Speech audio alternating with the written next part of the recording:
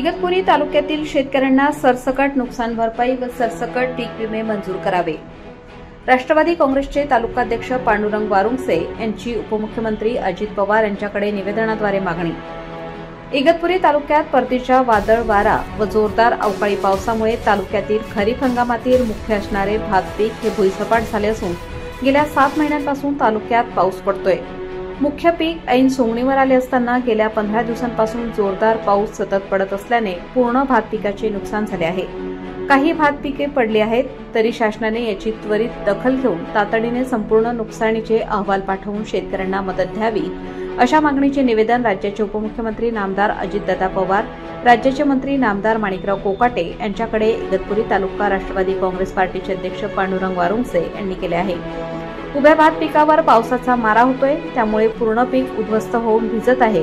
काही अंशी असलेले पीकही खराब होत आहे व सफेद रंगाचा मावशी, करपा, मावा, तुडतुडे आदी रोगांचाही मोठा प्रादुर्भाव झाला आहे।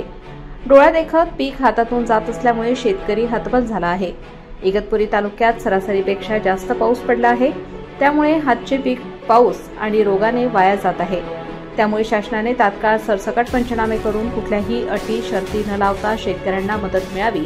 तसेच विमा कंपनी कुठल्याही प्रकारची दखल घेत नाही, कोणीच प्रतिनिधी उपलब्ध नाही। शेतकऱ्यांनी तक्रार करण्यासाठी विमा कंपनीला फोन लावून माहिती दिली असता तक्रार घेतली जात नाही। ट्रिगरच्या अटी सांगून उडवाउडीची उत्तरे देत असून शेतकरी वर्गाची हेटाळणी करत आहेत, तरी शासनाने त्वरित दखल घेऊन तातडीने संपूर्ण नुकसानीचे अहवाल पाठवून शेतकऱ्यांना सरसकट मदत द्यावी, तसेच पीक विमेही सरसकट मंजूर करावे, अशा मागणीचे निवेदन राज्याचे उपमुख्यमंत्री अजितदादा पवार, राज्याचे मंत्री माणिकराव कोकाटे यांच्याकडे इगतपुरी तालुका राष्ट्रवादी काँग्रेस पार्टीचे अध्यक्ष पांडुरंग वारुंगसे यांनी केले आहे। लोकमान्य न्यूजसाठी संचालक लक्ष्मीकांत शिंदे, इगतपुरी।